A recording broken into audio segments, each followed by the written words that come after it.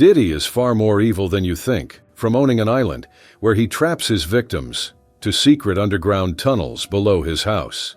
These are of the weirdest facts about Diddy. And first up, I bet you didn't know, Diddy is a little too close with his mom. 'Cause in an IG Live from 2022, not only did he kiss his mom on the lips, but he also admitted to something weird. Yeah, my mom's single. Yeah, for real. Mom do know how to have a good time. She ain't sitting in the house playing. Outside moving and shaking, baby. She come with me to strip club. I don't care. For real. But the family ties here are even weirder in number 9. 'Cause what if I told you, weird crimes run in Diddy's entire family? See, this is Diddy's son Christian Combs, and it's really weird how similar he is to his father. Like in 2022 when a woman named Grace Omar Cake was working on Diddy's God as a bartender. See, at first, everything was going great. People were drinking, dancing, and having fun. But then as the day went on, Grace started to feel sick and really weird. And shortly after that, she found herself cornered in a room with Christian. And this is where he would allegedly harass and assault her. So in this audio that CNN has listened to, you can specifically hear the accuser who alleges that she was being forced to take this tequila shot that she believed was laced with drugs. And in the audio, you can hear her asking Christian Combs if she was being drugged, and he answers, "Take the shot." After struggling with Christian trying to get away, she was finally able to escape. But she never forgot about that day, because in April 2024, Grace finally sued Christian for drugging and assaulting her and causing her emotional distress. And luckily she had the help of music producer Lil Rod Jones to prove it was all true, because reportedly he was not only in the same room when it happened, but he actually has recordings of the entire incident. So while this case is still going on, Christian could end up just like his father and face multiple years in prison. But look, Diddy might do well in prison, because for number 8, what if I told you Diddy's favorite part of working in the music industry was sleeping with rappers? Because not only has he admitted to sleeping with Usher. That's my brother right here from day one. We used to wake up and, damn, pause, but like, just back in the days when he was like 10 and I was a little bit older, his older brother, we used to fight over the Frosted Flakes. But it's my brother for real. We used to actually wrestle off of the Frosted Flakes because he used to always get up early. Now he's one of the richest stars in the world. And Not only that, but here's what Diddy's ex-security guard, Gene Deal, had to say about Diddy and Usher's relationship. You know, Puff is making jokes about how they used to wrestle for the Frosted Flakes in the morning. And yeah, I bet they did. Somebody frosted somebody flakes without the milk. And on top of that, many people in the music industry have claimed Diddy slept with some of the top male rappers.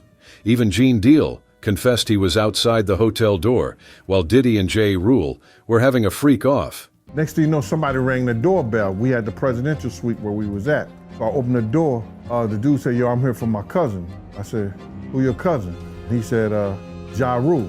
I said, "Well, he busy right now." He said, "He busy doing what?" I said, "He with Puff. They're in the room. They busy. They don't want to be bothered." He said, "Well, I'm going in there." He tried to bum rush me. I grabbed his and threw him against the piano. Puff and Ja Rule runs out the room. Puff got his towel, Ja grabbing his towel, but they butt the naked. And Puff was like, "Yo, Gene, what happened?" I said, "He tried to get in the room. I told him he couldn't get in the room." Puff looked at Ja. He said, "Yo," Ja said, "You ain't want to go in that room because there's a lot of freaking going on."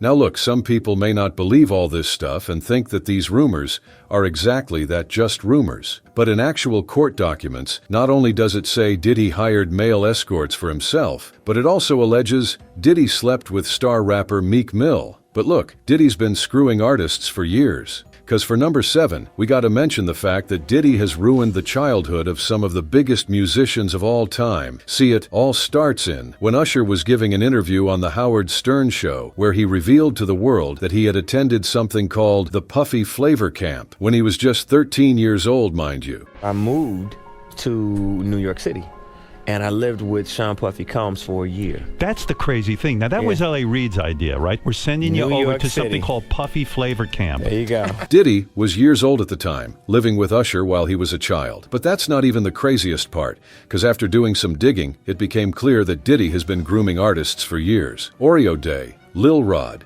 Young Miami, Daphne Joy and Cassie have all spoken about being harassed and groomed by Diddy when they were underage, with some of them even filing lawsuits against him for it. But there's one star who hasn't spoken up, and I can't help to think that Diddy has groomed him as well. I'm talking about Justin Bieber. See, when Justin was just 15 years old, he released a video with Diddy saying the two of them were going to spend the next hours together and they were going to go crazy. Check this out, yo.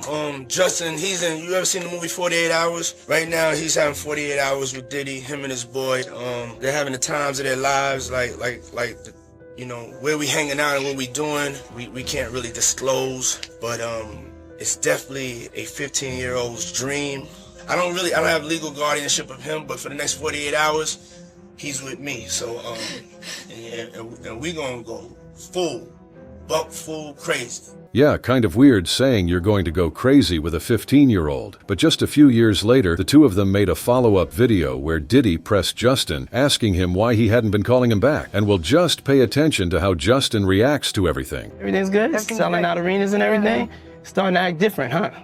No. You ain't been calling me and hanging out the way we used to hang out. Well, I mean, you try to get in contact with me, you know, through all my, partners and whatnot. Mm-hmm. But you never really got my number, so. Correct. Okay. My number? Yeah. I'm gonna tell you my number. Yeah. In context of everything we know today about Diddy and Puffy Flavor Camp, it's clear to see he at least tried to put Justin through the exact same thing these other artists experienced. All I can say is, I hope Justin's good. Now for number 6, I bet you had no idea Diddy got 9 people killed to make himself famous. See, in December of 1991, Diddy was just beginning to make a name for himself, but he wanted to do whatever it took to become the new face of hip-hop, so we decided he'd host a celebrity basketball game in New York. Problem was, he did almost no planning, so by the time the game started over, people show up to an arena that could only hold half of that, and just minutes before tip-off, all hell broke loose, because all the people that didn't make it in broke past the barriers and stormed into the arena, knocking down security guards and crushing anyone who got in their way.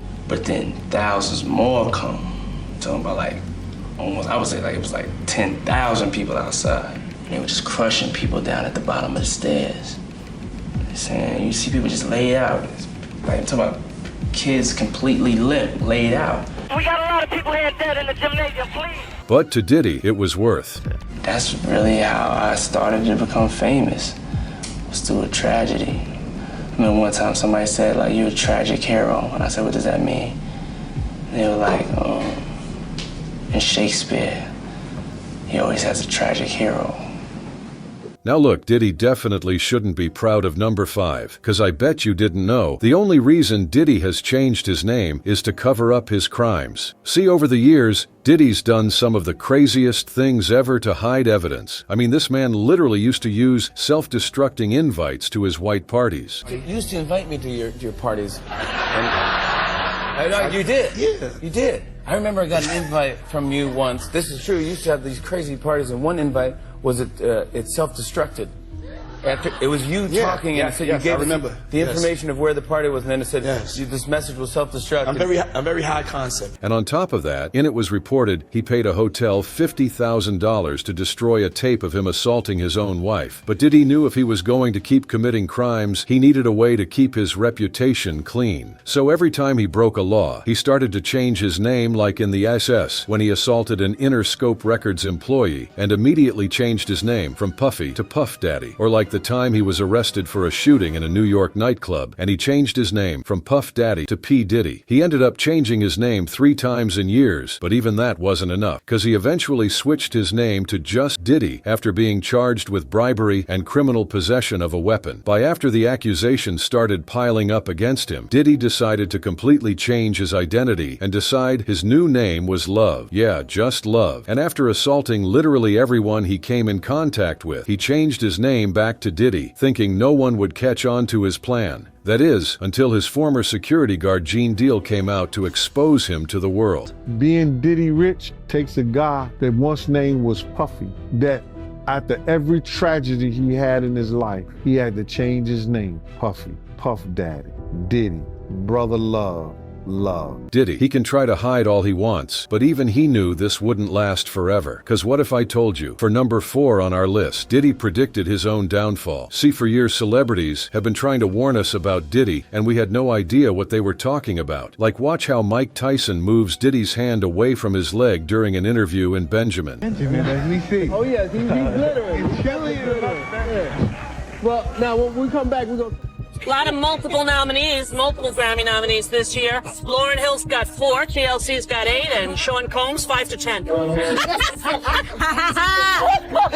Like he's going to jail? Right. All right, I don't mean to be mean because, I mean, he's a nice guy and he can really sing. Oops! Oh. Cat Williams tried to warn us in saying all lies would be exposed soon. All of these deviants is all catching hell in 2024. It's up for all of them. It don't matter if you Diddy or whoever you is, TG Jakes, any of them. All lies will be exposed. That's all. But the weirdest person to predict Diddy's downfall was Diddy himself, because in 1999, Diddy sat down with E.T. for an interview when he predicted exactly what would happen. They won't even give me a permit for the parties, man. They don't want me to throw the parties no more. But we ain't gonna stop. We're gonna keep on having fun, bringing people together from all walks of life. You're gonna hear about my parties. They're gonna be shutting them down. They're gonna probably be arresting me, doing all types of crazy things just because we wanna have a good time.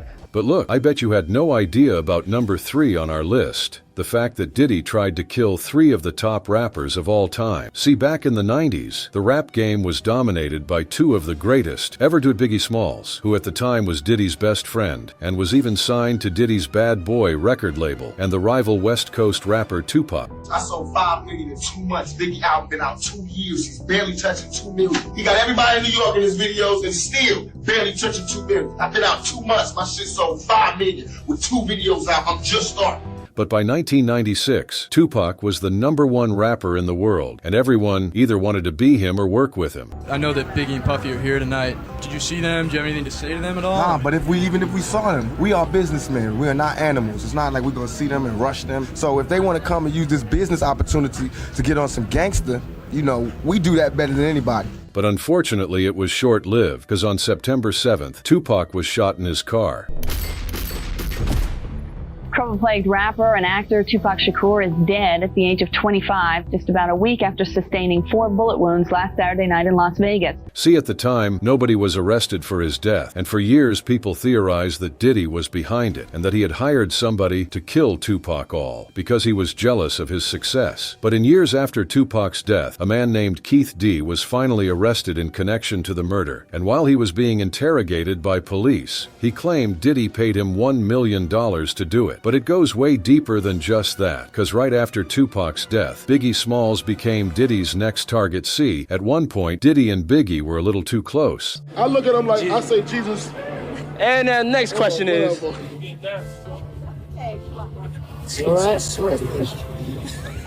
Love you. But eventually, Biggie got tired of whatever that was and told Diddy he was done with Bad Boy Records. In Diddy's eyes, this was a big mistake, because if we know anything about Diddy, it's that he hates competition. So he flew Biggie out to California to finish recording his new album and convinced him to stay on Bad Boy's label. But during one of Biggie's recording sessions, a group of West Coast gangsters pulled up to the studio guns, loaded and shot and killed Biggie. Biggie was loved in the neighborhood.